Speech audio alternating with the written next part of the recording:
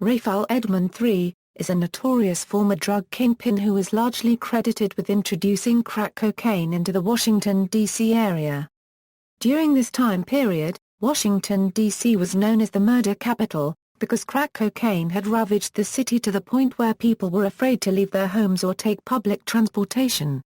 Criminal career: Edmond was alleged to have moved large amounts of cocaine. In an indictment involving two of Edmond's associates, it was said that they bought between 1,000 and 2,000 kilos per week in 1992 from the Trujillo Blanco brothers, who were associated with the Medellin cartel, and sold the drugs to Washington area wholesalers. He was known to have spent some $457,619 in an exclusive Georgetown store owned by Charles Wynn, who was later convicted on 34 counts of money laundering. Edmond's estimated revenue was approximately $300 million annually. In 1 year, Edmond's organization, which employed 150 people, committed 30 murders.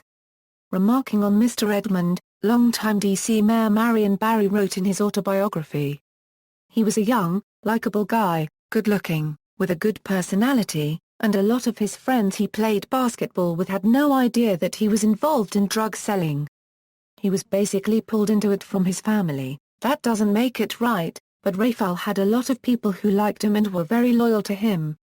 The meeting with Coach Thompson: Edmond was an avid fan of the Georgetown Hoyas, and frequently sat courtside with his entourage at the Capitol Center for home games. At the height of his empire, he became very friendly with several Hoyas players. When Georgetown University basketball coach John Thompson confirmed what was happening, he sent word through his sources to have Edmond meet him at his office at Macdonough Gymnasium. When Edmond arrived, Thompson was initially cordial, and informed Edmond that he needed to cease all contacts with his players, specifically John Turner and Alonzo Mourning, both of whom had befriended Edmond. However, Thompson's parting words to Edmond were that Edmond would face serious consequences if he did not stay away from his players. It is believed that Thompson is the only person to stand up to Edmond without consequence, initially causing some shock and surprise that there was no reprisal against Thompson for it. Arrest, trial, and conviction: Edmond was arrested in 1989 at the age of 24. His arrest and subsequent trial were widely covered by local and national media. Judicial officials, fearful of reprisals from members of Edmond's gang, imposed unprecedented security during the trial. Jurors' identities were kept secret before, during, and after trial, and their seating area was enclosed in bulletproof glass. The presiding judge even barred the public from the trial in an effort to protect the jury. Edmond was jailed at the maximum security facility at Marine Corps Base Quantico in Virginia and flown to the federal courthouse in Washington, D.C. by helicopter each day for his trial. Authorities took this unusual step due to heightened fears of an armed escape attempt. Edmond was convicted of numerous federal violations, engaging in a continuing criminal enterprise, under 21 U.S.C. a millisecond Section 848, b. 853. Conspiracy to distribute and possess with intent to distribute more than 5 kilograms of cocaine and more than 50 grams of cocaine base, under 21 U.S.C. a Section 846. Unlawfully employing a person under 18 years of age, under 21 U.S.C. a Section 845b. Interstate travel and aid of racketeering, under 18 U.S.C. a Section 1952, a.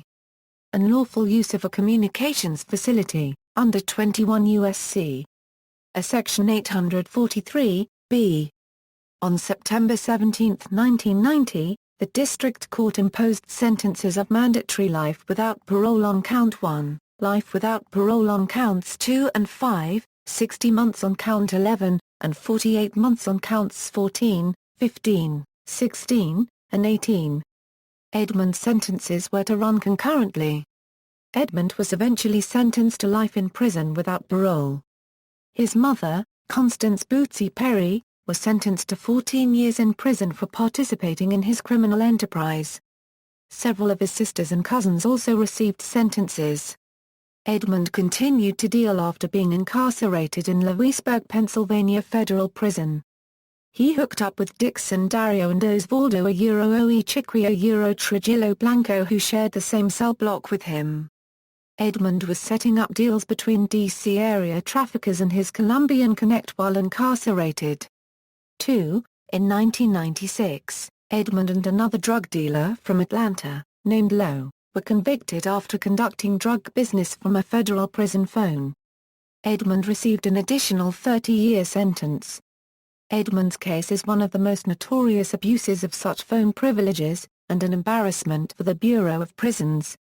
In an interview with the Bureau of Prisons, Edmond said he had spent several hours every day on the telephone, occasionally using 2 lines simultaneously to conduct his drug business. Following this conviction, Edmond became a government informant, the reasons for which remain unknown and create speculation to this day. Some speculated was to secure his mother's release from prison. However, his mother was arrested in the original indictments and spent time in prison, and Edmond did not become an informant during this time. Edmond is still incarcerated but is now part of the United States Federal Witness Protection Program, and his place of incarceration is confidential. In popular culture.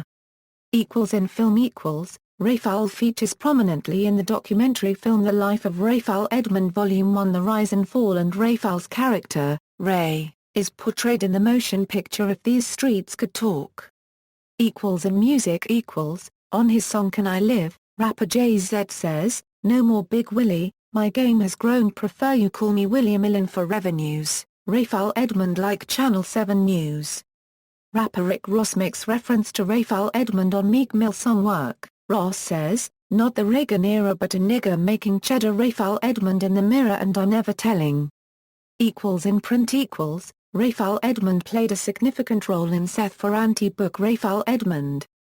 In television Rayful Edmond was featured in Episode 9, Season 2 of American Gangster. See also, Continuing Criminal Enterprise. References. External links, Rayful at Bet Shows, American Gangster, WashingtonPost.com.